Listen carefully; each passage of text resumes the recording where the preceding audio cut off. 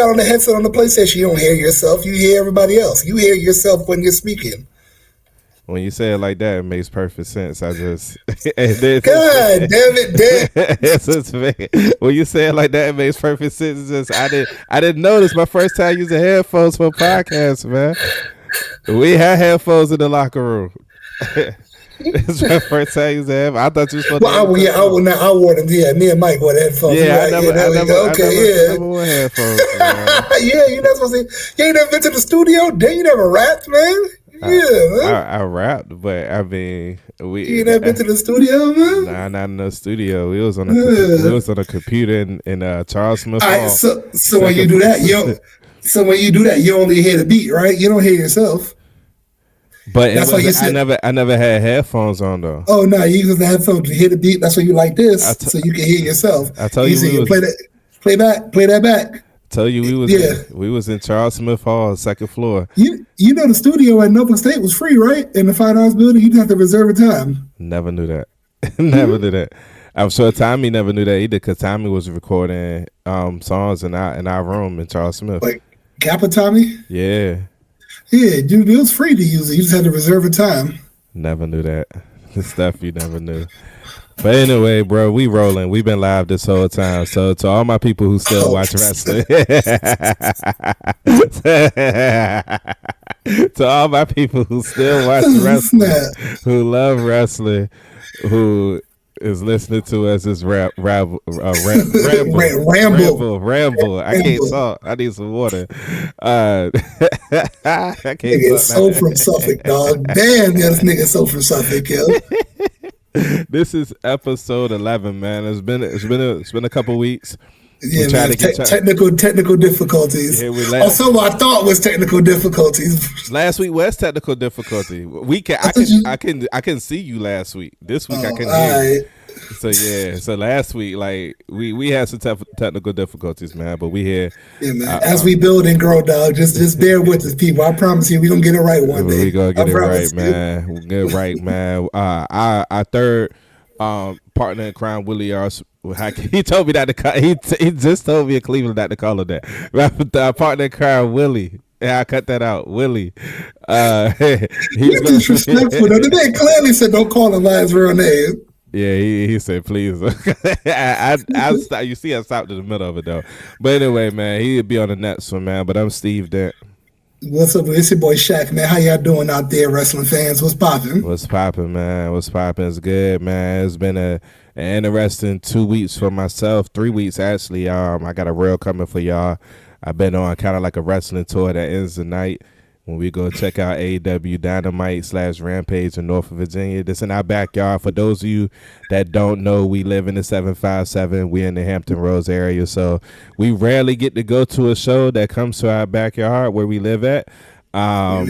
Some of us are not from here. We just live here. Let's just get that right for a second. That's what I said. That lives here. You said we from. I said I'm not from here, dog. I'm from Suffolk, Virginia. He's from Southside Jamaica, Queens, Baisley Project. Yeah, but what's that?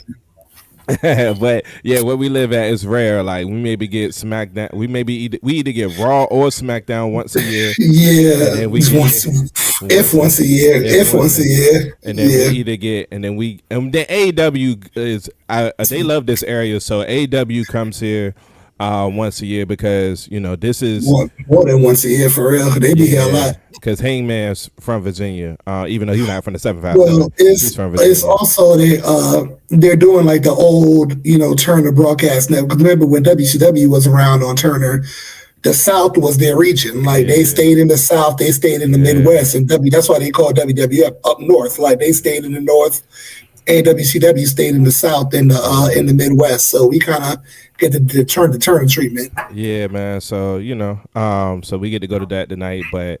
I went to SummerSlam a couple weeks ago, man. Oh, did you? I didn't even watch, man. Me and Willie went to SummerSlam, man. It was a dope time. It was a dope experience, man. Cleveland is like the sports version of Norfolk, like very blue collar city. You know what I'm saying? But they're a sports town. Outside of sports, no disrespect to my people that's from Cleveland, but there ain't really much to do outside of that. maybe there's there's a nightlife, like there was people outside and stuff like that. I just ain't go out there for that. But wrestling fans, man, wrestling fans are some of the most special fans of any sport. That's a good word to put it. Special. Yeah, that's a bet. You want to call them? You want to call them another word? That's a positive and a negative. There's a positive and a negative. Special is good. Yeah, special. I mean, because for one, let's keep it a buck. Like 90% of wrestling fans are corny. That's the word I was looking for. Yeah, so like with that being said, like I'm sure, like when we came out with the podcast, I kind of don't like. I don't kind of like that word, like corny, because I think they're just fans. Like you have to do something. You echoing, bro. You echoing. Hello, check. I ain't even touch. You good? You good now? I said I don't like that word corny. Like it's fitting, but it's not. They're passionate. Like you kind of have to do something to be considered corny. Like when people when people dress up as Iron Man to go see Marvel movies, nobody be like, damn, that's corny. People are, oh, no, that's dope. Let me take a picture with you in your Iron Man suit. And what's the dude go dress as Hulk Hogan? What's the difference? It's still corny, but it's acceptable, if that makes sense. Like most people are like, there's a lot of Marvel fans. There's a lot of people that grew up on the comic books that just love superheroes. So even though it's still corny, it's acceptable because a lot of people love it. Whereas with wrestling, like there's no gray area with it. You know what I'm saying? Like there's black and white. Like either you love it or you hate it. And if you hate it, you don't understand why people watch it. It's like me with reality TV. Like I don't necessarily rock with reality TV, and a lot of people don't. And then you have some people that love it. So with wrestling, like it's still corny. Like I give you an example, man. So we out there, and I told Willie, we standing in line. I'm like, yo, I'm about to be reminded of why I felt like 90% of wrestling fans is corny. So we at the SummerSlam kickoff, we waiting in line or whatever. They finally let people in. They letting people in. It's people running to be to the front of the stage. I'm like, bruh. Like, why y'all running to be? I mean, unless you got your kid with you, why grown men running to be to the front of the stage to see some wrestling? They get to be on camera, man. The screen time, man. It's their time. We was in the back. It was an elevated platform, so even in the back of the parking lot, you could see everything. So we was in the back chilling. But there was a group, and hopefully they not deterred from following us and listening to our content one day. But there was a group. They literally had jerseys and T-shirts. Like someone had jerseys, someone had T-shirts. Their group name was the Belt Guys. No, the Belt Squad. Like so, literally, like they had all the belts. Yeah. Each one of them had 2 to 3 belts on. Like each one of them. Well, it lets me know the wrestling fans got money. And then because them belts ain't cheap. Them belts ain't cheap, bro. We ran into one dude, man. Shout out to the homie. Shout out to Aaron, man. I actually did an interview there with a random wrestling fan, but I ain't like the audio, so I ain't put it out. But he was cool, but he told us like he paid for the belt, he paid for the backstage passes to see Bailey, to see Bianca Belair. He had a Bailey outfit on one day. That's not a bad payment. That's not a. Hey, just so tickets to. He had floor seats to SummerSlam. We had floor seats to SmackDown. He had floor seats to SummerSlam. So just on tickets alone, he paid $2,000 at least. Crazy. You got it, man. You got it. Yeah, but, you got it. But yeah, as wrestling fans, we do a lot, man. We do a lot. Don't get me wrong, I appreciate it, but sometimes I'd be like, yo. I gotta find another word than corny. Like I'll say wrestling fans are specially passionate. There we go. Specially passionate. Because that's also what makes the event so great is the passionate fans and stuff. Because we know corny people outside of wrestling. You know, the two don't fit. That's why I know. That's why it's a lot of corny wrestling fans. Cause I mean, that's just one story, dog. I'm trying to wrap my people. I'm trying to hold my people back. We ran into stuff the entire weekend. I was like, bruh, why? You know what I'm saying? Why? Yeah, it was like, wow, bro. But and then you. So all right. So you. I don't think you see the Grayson Waller interview where he kindly shared some of the sentiments that I said. Yeah, at the airport. Yeah, I saw And then he said that. they stink, bruh. When I tell you, bruh. All right, so funny story, real quick, right? So we at SummerSlam, we at SummerSlam, right? We at SummerSlam, and shout out to what I'm saying, the two dudes, well, the dude that was sitting beside me, right? But when I tell you, yo, like this is something. Whenever you go to an event, you can't help who's sitting in front of you, Nah, and who's you sitting up close and behind you, personal. You'll and be real close too. who's sitting beside you. It's a luck of the draw, right? Man, Yeah. I was sitting beside a dude that was built like Bronson Reed, bro. Like when I tell you, we couldn't sit back at the same time. Like if he was sitting back, I had to sit forward. If he was sitting forward, I could sit back. Like literally, yeah, I sat down in the beginning of SummerSlam, and literally like I could feel the heat and the moisture from his armpit like just over my arm, bro. Like I couldn't move, you know what I'm saying? And then on the train ride back, because we took it, Oh, man, it's terrible. they had a free train going from the stadium to like a special parking place or whatever. Talking about, yeah. Yeah, dog, they smelled so bad, bro. So he won't lying, dog. And then Willie, and I can't remember which event it was. It was either I can't. Nah, we had good seats at the baseball game, but we weren't necessarily sitting beside somebody. But I think it was SmackDown where Willie was like, "Yo, like this dude smells like he said he smelled like hard working cheeks." I was crying. So yeah, man. SummerSlam was dope, though, man. It was good energy. SmackDown was dope. Yo, they go into, and matter of fact, we could talk about this real quick because this is one of the topics. But I would say SummerSlam. Matter of fact, hold on. But SummerSlam weekend, man, like there was one thing, yo. So Friday night on SmackDown, we was talking about the three loudest ovations, between Cody, Jey Uso, and LA Knight. They all rivaled each other. They played Jey Uso's song 6 times back to back to back to back to back to back. Like it was crazy. Every time the music went off, they would boo. Like Jay is super over. SummerSlam is probably the best wrestling event I've been to. It was better than WrestleMania 33. The matches was dope. The crowd was dope. It was a good time, man. It was a good time. So real quick, SummerSlam. We ain't got to talk about the entire card because we like 2 weeks removed. But Again, I didn't watch. I do not want the fact I had to see it, because if I would have saw y'all on camera, I'd have broke something in this house. So I'm just gonna do that to my psyche. Who wasn't close enough? What grade did I don't know. They could have did an overpay. They could have did something. And I saw y'all.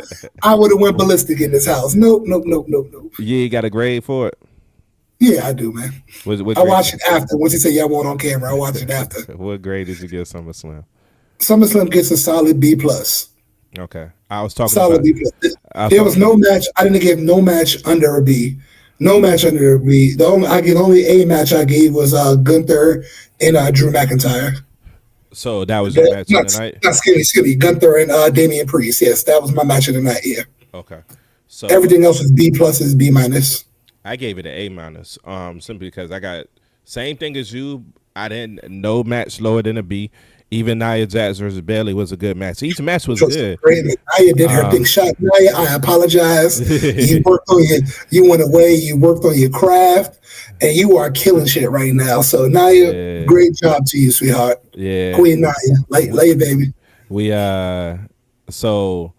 I gave 2 matches A minus. Gunther versus Priest was an A minus, and then my match of the night is Liv versus Rhea. After watching it a few times, like that Liv versus Rhea match was dope.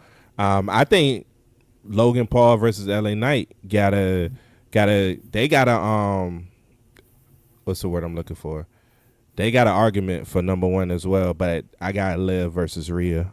Those 2 A minus. I gave Logan Paul versus LA Knight a B plus. LA Knight, his when he won, not initially when he came out, but when he won, that ovation was almost just as loud as when Roman came out. Now I will say this, just to talk about the energy with SummerSlam, like because he didn't use the OG music, because he used Nobody knew who it was. Yeah. yeah, so we looking around, like when the music hit, we looking at we trying to find the jumbotron real quick to try to figure out who is this, and then once everybody saw head of the table on the jumbotron, then they went crazy. So that ovation that you heard Friday night on SmackDown, that's what you would have heard had he used the OG music. But initially when LA Knight won, it was just as loud, almost just as loud. So it was crazy. But yeah, SummerSlam was dope, man. And it's set on a lot of storylines going forward. So man, let's go ahead and get into it, man. So let's talk about Not Sam real quick. He posted a clip on his podcast recently, and I wish he did a live show in Cleveland. We just missed it. I wish we had a chance to see it. Shout out to him. He does great content. But he said something about Cody Rhodes' title run recently, and I want to get your thoughts, man. All right. Hopefully I'm paraphrasing him right, but he simply was saying, like, with Cody Rhodes' title run, he said outside of Roman Reigns and outside of the Bloodline story, why he's held the title, every match has been the same story of, I highly respect you, but I got to prove that I'm better than you. So it's always against somebody he highly respects, that he actually, there's no real story there. It's just somebody that he highly respects, and he just wants to prove that he's better. He said there's no real story with Cody Rhodes' title run. His fears that Bash in Berlin is going to be more the same, that, you know, they may not turn KO heel, and it might just be a one-on-one match where somebody, once again, that he highly respects, but there's no real story there. He just wants to prove that he's better. So he said he has an issue with that. PWE official reposted it and said the same thing, that he hit the nail on the head. Shout out to him. So what's your thoughts on that?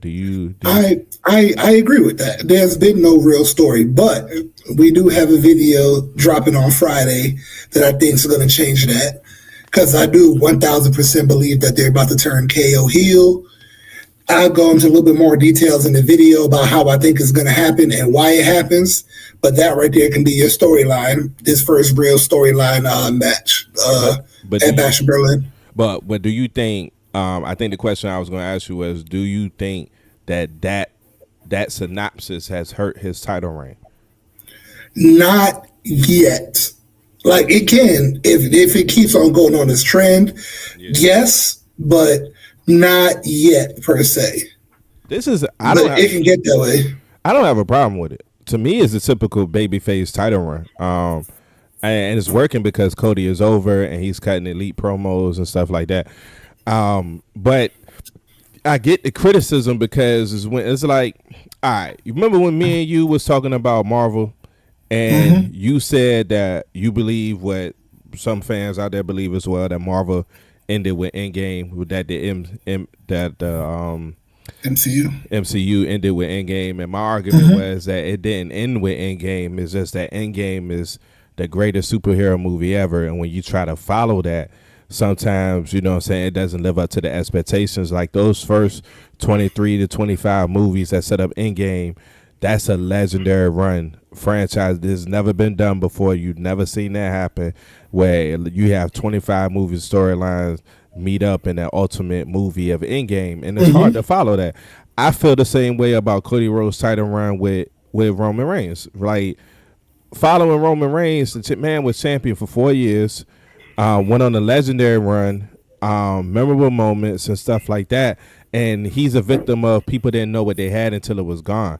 Like, Roman Reigns was an attraction every time he came out with the belt. So now you have Cody Rhodes, and Cody Rhodes is the workhorse champ, because Seth Rollins was doing the same thing. But since Seth Rollins was trying to build up a belt, nobody had a problem with it. Actually say he put the company on his back. So now you have Cody trying to follow Roman, and now people are disappointed because the one thing about Roman's entire reign was that there was always a story. The story was constantly going, you know what I'm saying? It was more than just looking forward to his matches. It was, you look forward to the backstage promos with the Bloodline just as much as you look forward to the matches. Agreed. So I think it's hard to follow that, and I think people got to be patient with this just being a different version of a great title reign. I do think his reign has been good to great. The only what we said weeks ago, episodes ago, is that he just got to put on great matches. Like he can't afford to have bad matches. I will say that. And shout out, I thought Solo did good at SummerSlam. People got to understand with bloodline matches, whenever you have Solo wrestling, whenever you have Roman Reigns wrestling, it's gonna they build towards the ending, so the match is gonna have its slow moments, man. So, but I thought Solo did well, but yeah, that's just me. I think following Roman Reigns is tough, and we see in a different reign, and I think eventually we'll get the story. I think that story eventually is gonna come from Randy, though. I think what's gonna happen is I think Randy's gonna lose. He's gonna lose the Gunther. Yeah, there's no way Gunther's losing at Bash in Berlin. He's gonna lose, and he's not gonna get another shot because he gotta go back to SmackDown.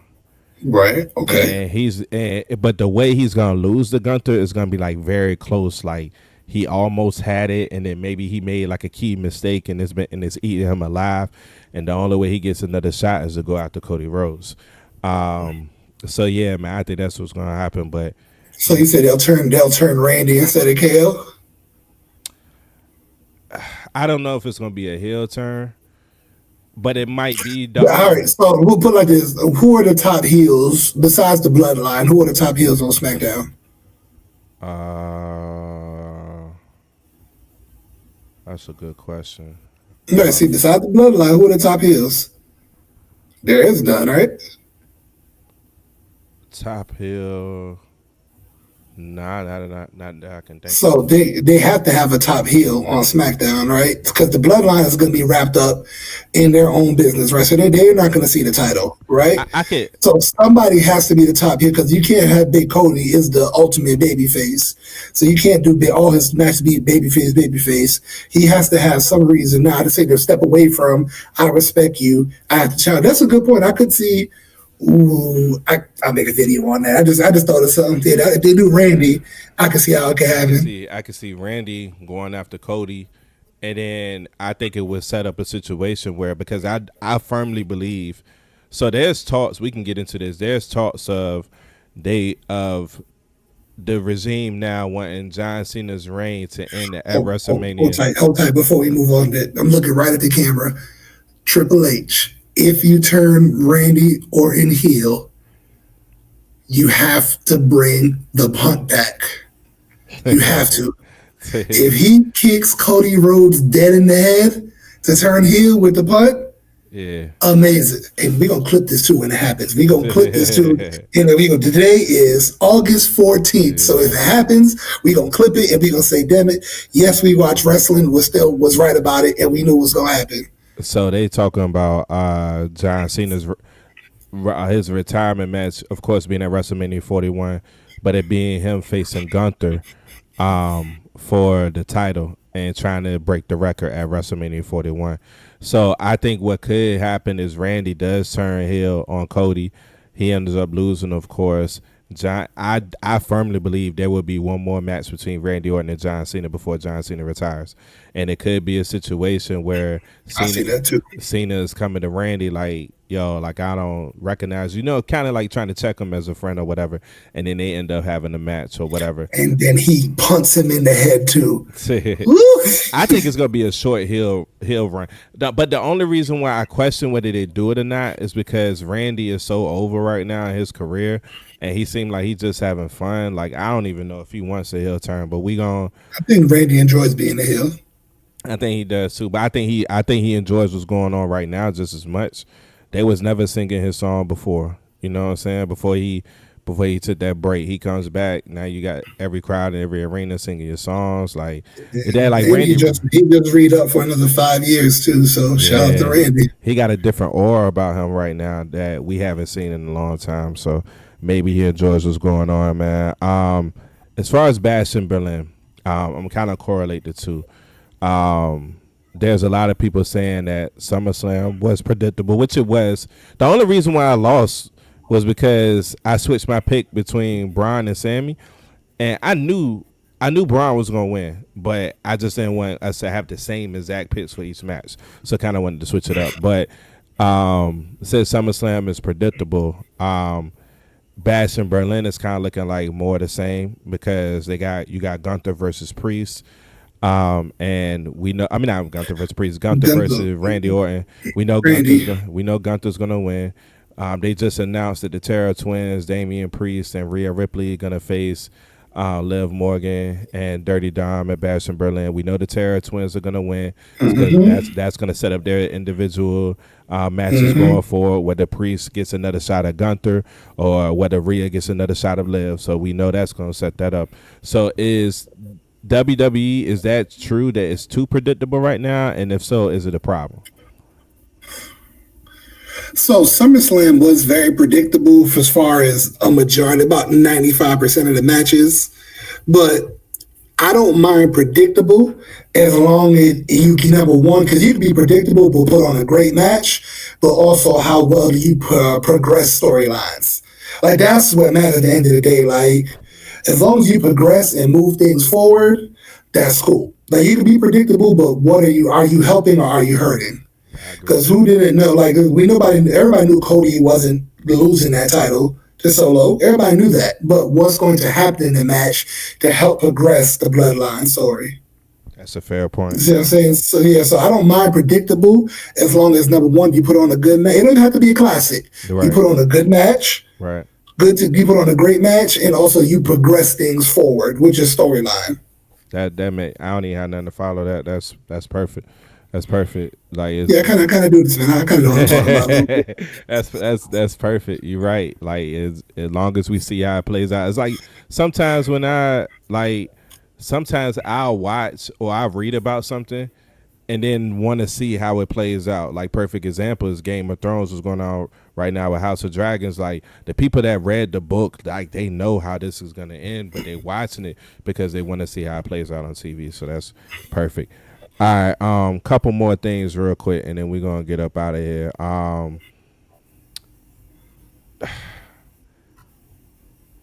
You know what? I'm gonna save this. We was gonna talk about Jey Uso. Matter of fact, let's talk about the Bloodline real quick. Okay. Let's talk about the Bloodline real quick. There's a lot of complaints, including myself. I thought Jey should have won Money in the Bank. There's a lot of people saying that Jey is underused right now. I feel like Jey didn't win Money in the Bank for the same reason that Sami just lost the Intercontinental title. They need them available for the Bloodline. They need them available for the Bloodline. Sure. Of course. Roman is back, and Friday was crazy. He returned, took out the Bloodline by himself. He didn't really say much. He said he ain't spoken yet, right? Yeah, the only thing he said in the ring was for Solo. He said he was gonna give Solo one chance to bring I forgot the name of the necklace. The Ulafala, yeah. To bring that back to him. But Solo was doing most of the talking. So the question that everybody has been asking, that everybody's been doing, you know what I'm saying, their predictions or whatever, right? Because we really don't know how this is gonna go. There's so many different directions that this can go. What do you think is going to happen next? You don't necessarily have to predict like what's about to happen all the way to the Royal Rumble and stuff like that, to WrestleMania, but what is the next two chapters? Like what happens between them from now to Bad Blood in October?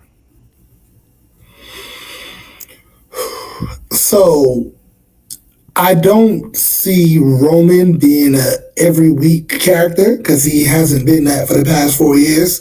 So I don't see him being on SmackDown every week for the foreseeable future. Like he may be here like this, like the next 2 or 3 weeks, right? Have they announced him for SmackDown yet? Yeah, they have.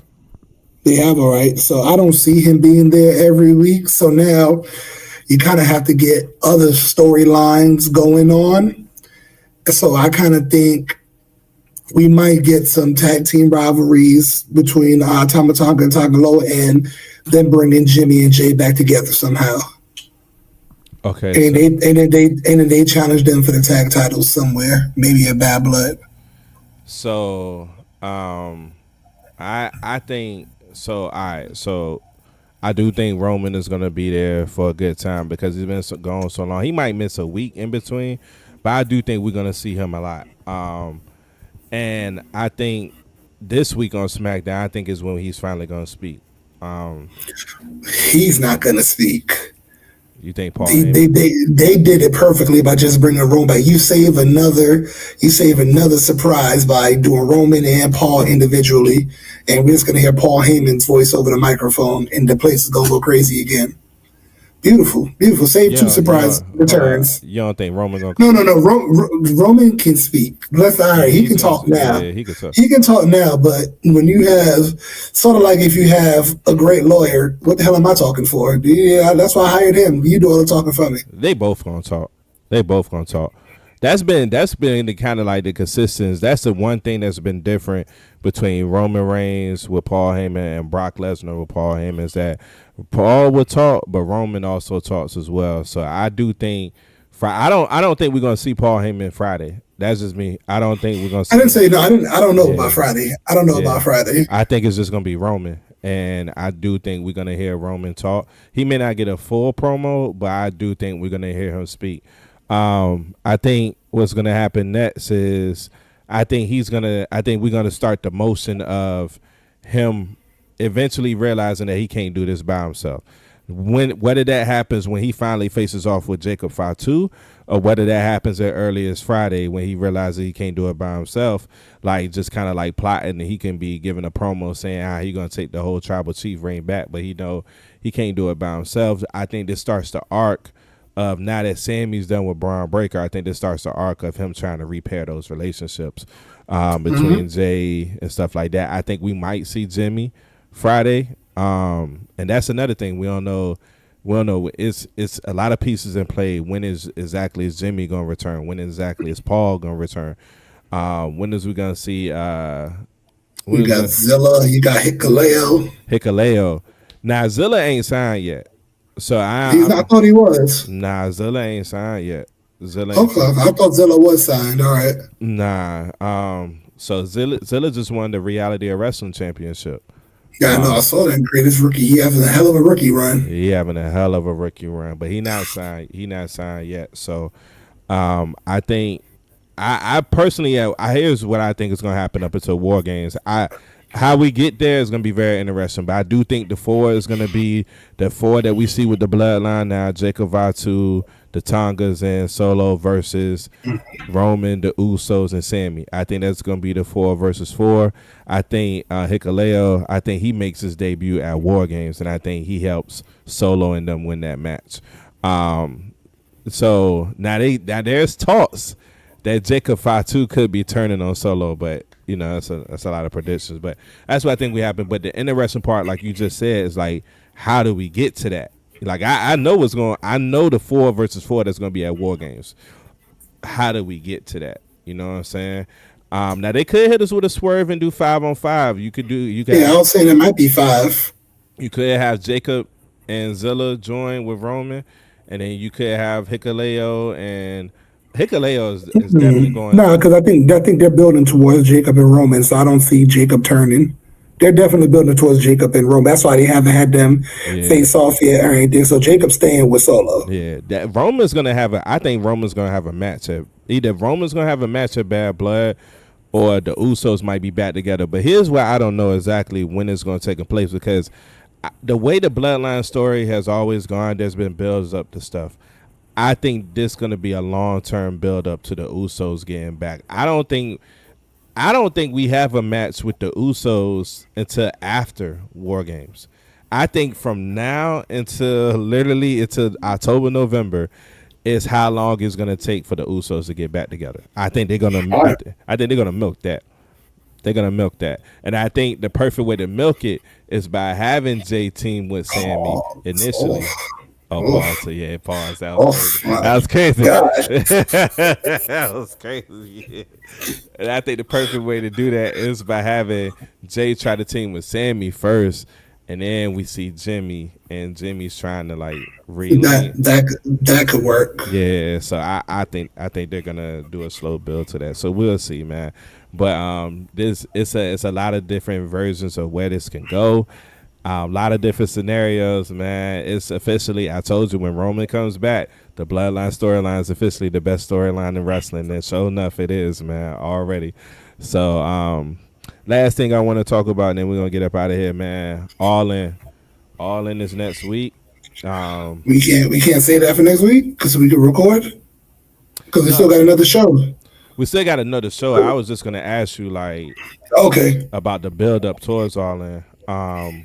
We ain't necessarily got to do predictions right now, but as far as the build up to All In, how do you feel about the build up to All In, the storylines, and everything going with that? Oh, storylines have been great. Got people turning. Yeah, Mariah May turned. MJF out of nowhere created another belt, which is a total heel move, just like out of nowhere. We got Swerve. It possibly is Daniel Bryan's last match, which should be his last match because they already said he needs neck surgery, so that might be his last match. Yeah. Should be his last match. The Mariah May versus Tony Storm. I don't think the Young Bucks have anything yet. You got Brett versus Mercedes Moné. Brett versus Mercedes, which I think that should be a great that might be my match of the night right there. I might go on a limb and say that might be my match of the night. All In. I mean, I think it's shaping up to be good. I think I agree with Bubba Dub. He was saying how the sit down interview with Jim Ross did a lot for Swerve and his character. Did a lot for Swerve, yeah. It did good for Swerve, his character.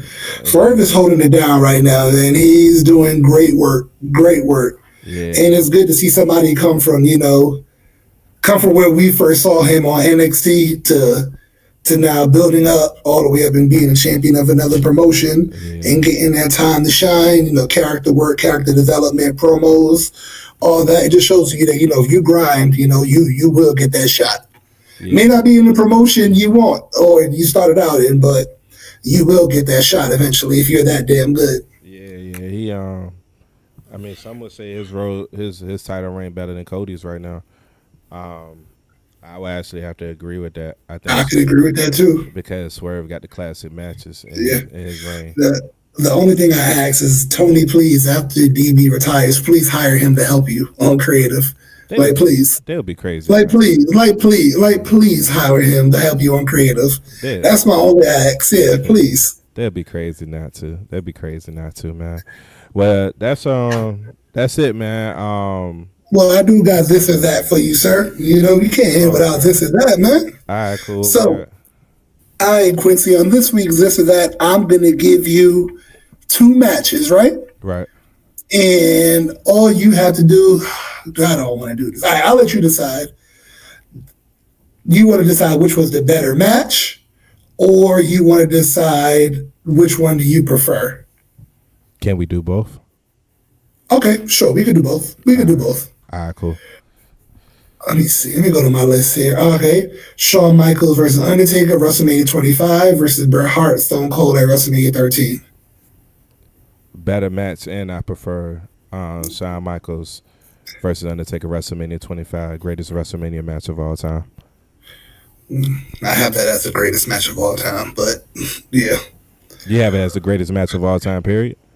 Mm-hmm. I went on it. It finally overtook Macho Man Steamboat for me. Yeah. It finally overtook it. I couldn't deny it anymore.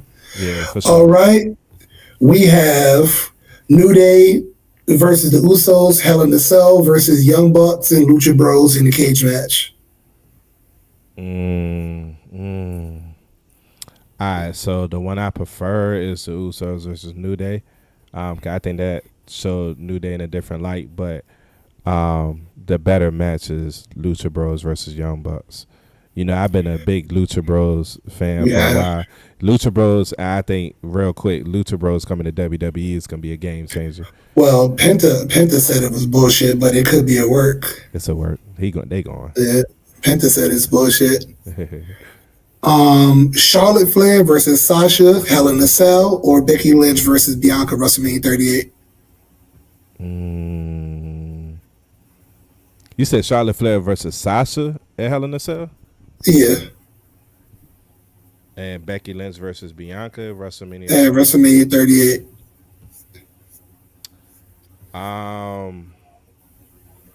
Ooh, that's tough. I'm gonna go. I'm gonna go both better match and prefer. I'm gonna go Becky versus Bianca WrestleMania 38. Okay. All right. And I'm trying to think of matches that you would have seen. All right. Sting versus Hogan, Starcade 97 versus The Rock versus Hogan at WrestleMania 18. I hated the way that that Hogan and Sting ended. I hated it. Yeah, dog, that messed up the match. Yeah, It messed up the entire match. So I'm about to go both and prefer Hogan versus Rock WrestleMania 18. If it wasn't for the ending, I would have went Starcade. But I felt like the ending messed up the entire match because it made no sense. Made no sense whatsoever. Like that ending, I hated the ending to that match, man. All right, and the last one I got for you is Johnny Gargano versus Ciampa at Takeover 18 versus Rey Mysterio Eddie Guerrero at Halloween Havoc 97. Which Ciampa Gargano match is that? The first? That was 18. I think that was the second one. That was the second one. Was that? That was the second one. So the first one was the no holds barred match in Chicago. Yeah. So the second. This was New Orleans. The New Orleans one was crazy. New Orleans. Mm-hmm. I'm gonna go better match and prefer to Eddie versus Ray. I give Eddie the better match. That's in my top 5 wrestling matches all time. That match right there, but I kind of prefer the Takeover New Orleans. That match was insane. The match was insane. That match was crazy. Now you know what I think is the greatest NXT championship match of all time, but that's just me. So Adam Cole? Adam Cole versus Gargano. Best title match in NXT history. Yeah, it's a lot of good wrestling out there, people. Yes, it is, man. It is, man. But we gotta get ready for the show tonight. Before we go, real quick, man. They always shout us out anytime they do a show, man. Shout out to the homies over there, R&J Fantasy Football Talk, man. That show comes on every Wednesday at 9 on YouTube. Please check them out. They plug us every pause. Oh my God. Hey, yo, good God. Hey, yo, they don't plug me, no sir. They don't plug me, no sir. Shit. No sir. Yo. That's my bad. Pause that. Pardon self. Pardon self. You need to take a shower. They give us I do actually. Yeah, that's sinful. They give us a shout out every Wednesday on their pod, man. You know, I'm always a guest host on their pod, and they always showing love, man. So shout out to them. Check them out on their YouTube channel, R&J Fantasy Football Talk. Definitely, man. Shout out to Rodney, man. Shout out to Jasmine, man. 2 good dudes, man. Two good dudes. Y'all into fantasy football. That's a great show to check out, man. Shout out to Vigilante Talks, man. He does great work, man. Good dude, man. Shout out to him. Even shout out to K-Fabe Cowboys, man. They dropped their first episode today. Yeah.